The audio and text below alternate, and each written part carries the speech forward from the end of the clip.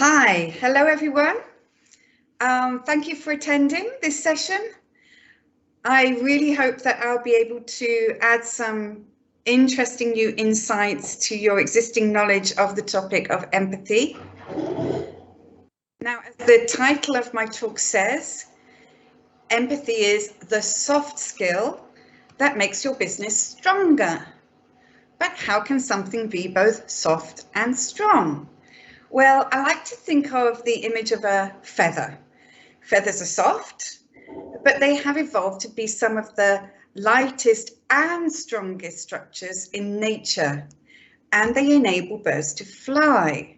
So soft skills are so called obviously because we need to distinguish them from technical skills like engineering or medicine. But soft skills do contain strength, and they also enable us to fly.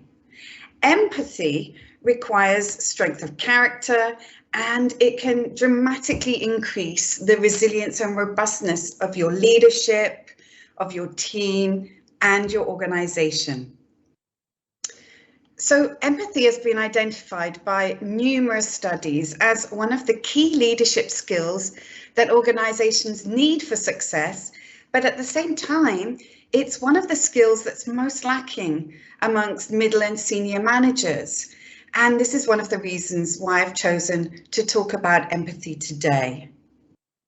My name's Jeanette Cross. I'm a management consultant, and I've been working in the field of organizational development, management and training since about 2005. I provide support in all areas of leadership and organizational development through SMC, who are the hosts of this conference. And you can find the link to our website on this conference site. And it's also here on the screen if you want to take it down. We would love to hear from you. So it would be great to know a little bit about you. Please introduce yourself in the chat. If you're happy sharing this information, just your name, maybe the region that you're dialing in from, your occupation and company. And please feel free to comment in the chat at any time. I'll be responding to your comments, and there'll be a question and answer spot at the end where I'll be engaging with you, and hopefully you will also be able to engage with each other. So just give you a bit of time to put your name in the chat.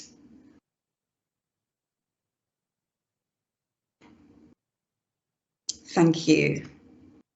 Okay, so today I'm going to cover just 4 topics. We're going to start with understanding what is empathy. And I'll talk a bit about why we are dealing with this topic now. And then I want to go into what does it take to be empathic, and I'm going to set you an empathy challenge at the end. So, what is empathy? Well, excuse me. I'm sure you all know what empathy is, both as a human trait and as a leadership skill, but we all have different associations with different terms. So let's just check in with the different definition that I'm going to be using today. And this is it. The ability to step into the shoes of another person, aiming to understand their feelings and perspectives, and to use that understanding to guide our actions. So empathy is about understanding things, first and foremost, from another person's point of view, and ultimately, hopefully, doing something about it. Now, here's a quote that challenges the often held notion that empathy is about being soft or weak. I'm going to read it out for you. Don't confuse empathy with making people happy or being nice. Sometimes you'll suss out another's perspective and feelings and purposely ignore them, or even use it to gain an advantage. Essentially, empathy is a neutral data gathering tool. that enables you to understand the human environment with which you are operating in business and therefore make better predictions, craft better tactics, inspire loyalty, and communicate clearly. So just to be clear, empathy is not about feeling sorry for someone, agreeing with them, or giving in to other people's demands. Okay, so why is empathy a topic that deserves our attention right now? The reason I've chosen to speak to you about empathy today is that in all the work I have done with organizations, whether it's to do with, customer service or financial management, could be strategic planning or individual coaching, whatever it is, I find time and time again that empathy turns out to be the key. And since the COVID pandemic spread around the globe, I found that this is to be even more the case. So the kinds of questions I hear leaders asking, like, how can I keep my team together when they're all working from home? How can I be more supportive, but also get results? These are all questions that can be answered by enlisting empathy.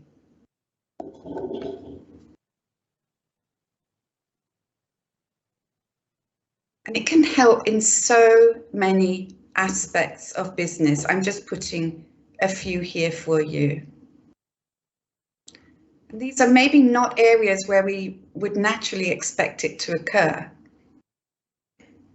Okay, so how can empathy help? Just to give you a broad outline, by using empathy, we can enhance communication, understanding and rapport, improve processes like fact-finding, problem-solving, decision-making, and as a result, we can increase, maintain, or recover productivity and profitability. So there's a straight line between applying empathy and improving the bottom line. Now, I want to give you an example from a job that I was involved in last year. I was working in a major health organization in West Africa, and that organization was feeling disempowered in its relationship with an international funder and its fiscal regulators. After we worked on empathy, the organization was able to substantially improve these relationships and get the funder to take proper account of the country context, assert the organization's needs, and negotiate better terms. They were also struggling to effectively manage partner agencies in the field, and they were finding that meetings were really frustrating, waste of time. I'm sure that resonates with many of us. And, they weren't achieving their objectives in those meetings with those stakeholders. But by using a similar empathic approach to stakeholder engagement, we were able, with the organization, to establish much better connections and collaboration with those partners. So importantly, what all of that meant, in this case, working with a non-profit organization, was that they were able to deliver their results better, to deliver their services better, meaning they were able to make real change in the lives of their customers.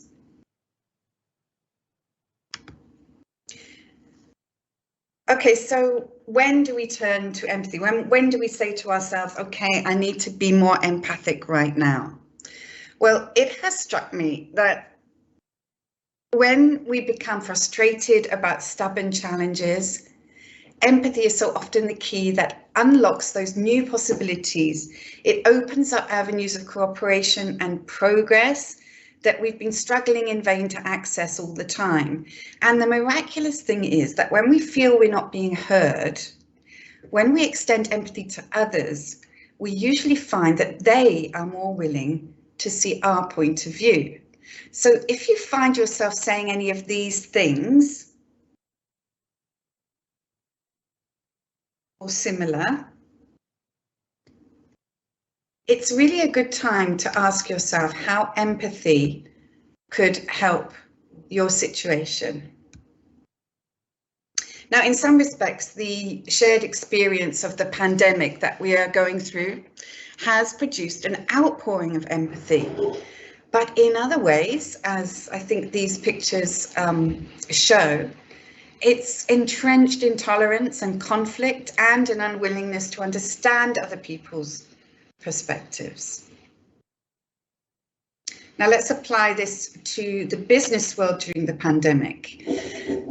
The pandemic has precipitated a mass resignation of workers across different sectors all over the world, as I'm sure you're aware. And in a study conducted in 5 countries by McKinsey recently, 40% of employees, and this is across different industries, said they were likely to quit their jobs. And as many as 18% said that this was either likely or almost certain.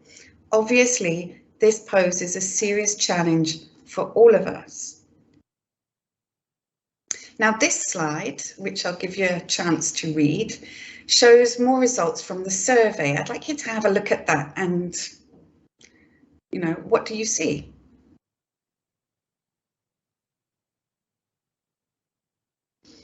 Well, clearly, the employers that were surveyed didn't know the real reasons why their people were leaving. Now, if you don't know the source of a problem, you can't solve it effectively, and you're going to waste important resources addressing the wrong issues.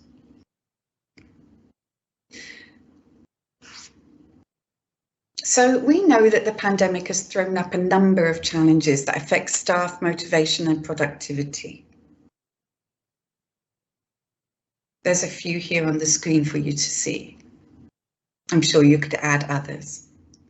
Now, one way companies can respond to this and have is to install spyware, institute strict timesheets, and do other things to control and police staff productivity. However, by using empathy, we can turn these challenges into opportunities, not only for solving issues we're facing now, but also for creating an effective working environment for the future. We can find out what challenges staff are experiencing, the impact they're having on them, and how people want to be supported most effectively. And this will help us to stem the tide of resignations. It'll also help us to identify the attributes that are needed for new hires. And consequently, it will help us to sustain and recover first productivity. Now, here's a conclusion that the authors of the survey report make. It's one of my favorites. And please pay special attention to the part that I've highlighted. I'm just going to let you read this one on your own.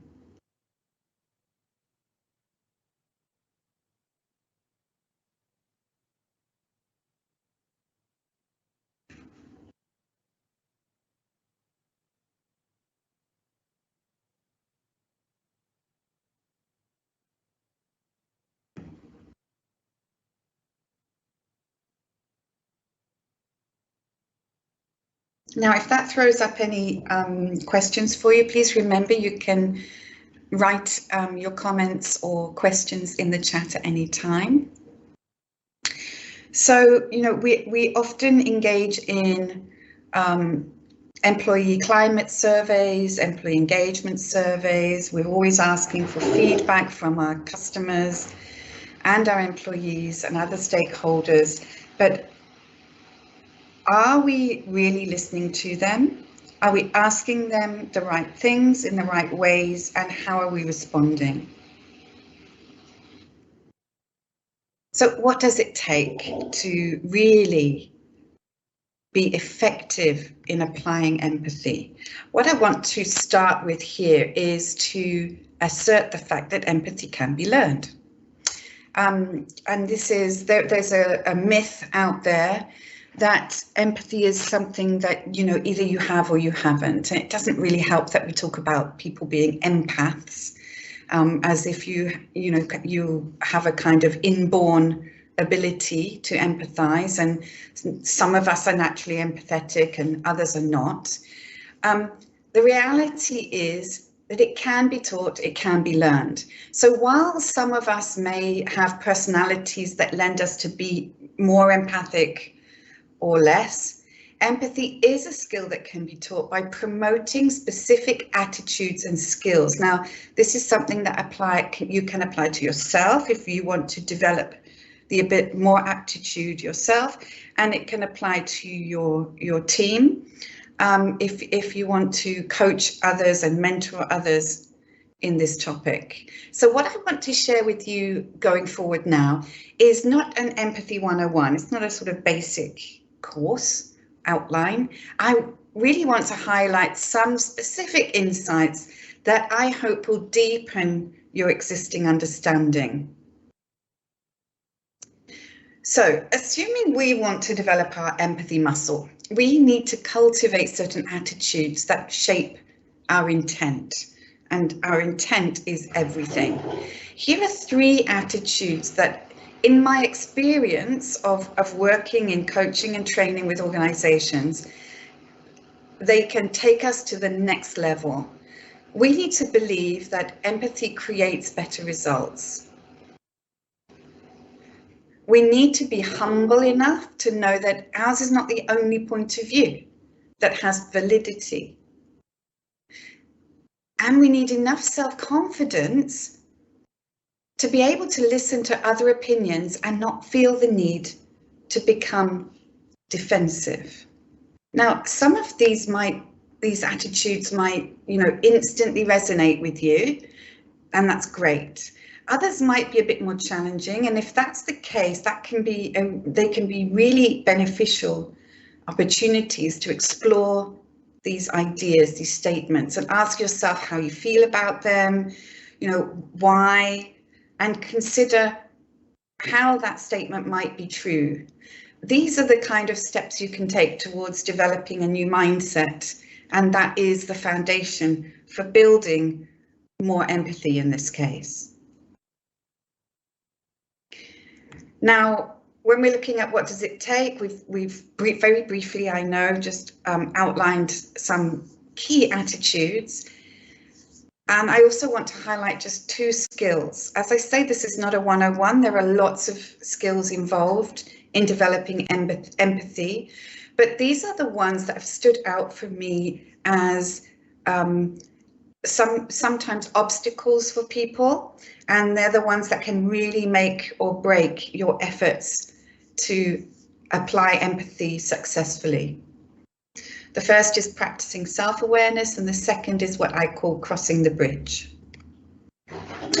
So let's look at self-awareness. Now, first of all, it's one of the pillars of, or one of the 5 dimensions rather, of emotional intelligence that Daniel Goleman is famous for. It enables you to create a clear separation between yourself and others, and that might seem contradictory. That I'm talking about self-awareness when I'm trying to help you improve your empathy, but the greater your self-awareness, the better your capacity to empathize with others. There are lots of tools for developing self-awareness that you can practice in everyday life. We're not going into those now, but when you're self-aware, you can identify how you feel, as it says on the screen. You can see the difference between your own perspective and others, and you can recognize how your behavior influences other people. And this is really foundational for being able to then step outside of yourself and see other people with understanding. So secondly comes crossing the bridge. This is a term actually that I've borrowed from the psychologist Harville Hendricks, who some of you might know for his work on the imago theory. So on this slide, you can see an image of the Brooklyn Bridge. I'm sure that many of you will be familiar with this, if not in person from the movies, because it's a famous view of New York. So the bridge joins Manhattan with all its swanky skyscrapers, restaurants, apartments, offices, to Brooklyn, which has a very different kind of village vibe. Now, they really feel like two different worlds. Now, in order to get an understanding of life in Brooklyn, if you're in Manhattan, you would have to physically leave Manhattan, right? And cross over the bridge and immerse yourself in the sounds and sights of Brooklyn. So the same applies if you want to empathize with another person. You have to leave your world, your beliefs, your experiences, your feelings. You have to leave that world behind in order to be open to understanding another person's point of view. You have to visit their world with genuine curiosity, which means you have to leave yours behind. You need to be objective and not allow your thoughts and feelings to cloud your vision of what the other person is saying. And some people think that, some people think that in order to empathize with another person, you have to be able to relate their experience to something in your own experience. You have to have a point of identification, a direct link. But that's not true. It's more about getting yourself out of the way. So that's why actually in this image that I've been using throughout the presentation, I think you can see the person that is empathizing their mind is empty. It's not crowded with their own ideas. And then they're able to take on another person's point of view. So now we're coming close to the end of my talk. I'd like to leave you with a challenge. First of all, I'm going to play you a video clip of two people who are trying to get their point across to each other and to the interviewer. I'll keep it short as it's quite excruciating to watch, but enjoy. And John McDonnell are both back here. Just before we get going, Damien, John just mentioned Philip Hammond, the Chancellor. There's a lot of talk that you are being lined up for his job immediately after the election. Have you had any conversations with anybody about this? No. Would you be prepared to do it? Are you qualified to do it? Philip Hammond is doing a great job as Chancellor, and I'm sure will continue to do so after the election, not least because of what we just...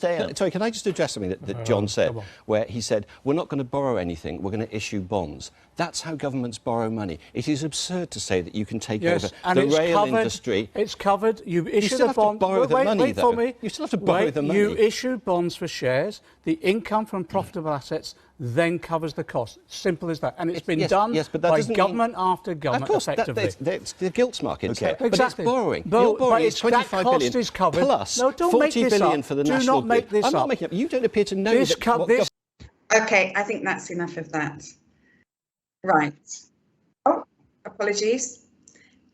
So that video clip demonstrates what we call listening to respond. And I think you'll agree that it's not an effective way of either listening or getting your point across. Neither of those speakers had the intention to understand or empathize with the other one, and neither was using any of the skills or attitudes that we've talked about. Sometimes a negative example is a good motivation to us not to be like that. So that's why I showed you that video. Now, what we want to do in order to, this is one way of sharpening our empathy skills, is we want to listen to understand and not to respond. So this can be either in a spoken conversation, but it can also be through written communication, you know, in email conversations and so on. So here are some tips that I want to give you for how to do listening to understand well. Now, first of all, you need to shut off your internal dialogue. When we're engaged in a conversation, especially when there's a controversial issue at hand, like we saw in the video, instead of really listening or reading, in the case of written communication, we tend to start thinking of similar situations we've experienced or developing, our own arguments, formulate our responses. And that creates a kind of autobiographical script, an interference that prevents us from actually listening and understanding the other person. The next tip is don't interrupt. It might sound obvious, but it's amazing how often we do interrupt other people. And interrupting the other person when you're trying to really listen and when you're trying to extend empathy, even if you're trying to say something positive, it disturbs their train of thought and it makes them feel that they're not being listened to. So it's really important, first, to shut off your internal dialogue, and secondly, not to interrupt. Thirdly, allow silence. Now, this really goes against most of our cultural norms. Most of us feel really uncomfortable with silence and we feel the need to fill it. But in a situation where you are trying to listen, so this is really in a spoken conversation, obviously, allowing some silence, and in a written environment, this would be, allowing time, provokes the other person to say more. And very often they will be the ones that will fill it, and they will often be able then to get to the real issue. And encourage the speaker to say more, but with phrases like, can you say more, or what else do you want to share? Really open statements, not directive statements. Now, this is where empathic listening is really different from normal conversational listening. It's important not to ask questions that are based in your own needs to build a picture. Not to ask questions like, why do you think that happened? Or why did you do that? Because it can come across as judgmental, or it can focus the other person on what you want to explore rather than what's really important to them. Okay, this next one is not to give opinions, advice, or conclusions. How many of us, when we're listening to, I don't know, one of our children, a spouse or partner perhaps, or colleagues in the workplace, how often do we say what we think about it, offer some advice, try to fix a problem, give our interpretations and conclusions? It's really important to refrain from doing that and to literally just nod and offer more listening, invite the person to say more on their own terms. Now, the last one here is really important, and this goes for both written and spoken communication. It's really important to reflect what you've understood and to check your understanding. That allows the other person or people to correct if there's a misunderstanding, and it really drives home the fact that you have been listening. So, the challenge that I want to set you is to practice these tips in the workplace. You can think of a challenge you're struggling to resolve and identify the people you need to empathize with in order to get a bigger picture. It's important you listen to the right people. Don't just think about canvassing managers to get an understanding of different groups of employees. Think about going straight to the source. And then practice listening to understand, keeping in mind the importance of what I've spoken about. Being humble, being self-confident, not feeling you need to be defensive, being self-aware, and crossing the bridge. I'm sure that if you manage to do this properly, you'll be surprised by the results that you get. Okay, so I hope that I've adequately demonstrated the strength that is inherent in empathy and the fact that it is quite a hard skill, and the ways in which it can strengthen your leadership, your team, your organisation, especially as we all embark on the process of recovery. Here are my company's details again, if you would like to contact us to know more about this topic or other skills and processes that we can offer support to you and your company with, please do visit our website and get in touch. And thank you so much for listening. If you have any further questions, please put them in the chat and I'll spend some time trying to answer them to the best of my ability. Thank you so much and have a great day.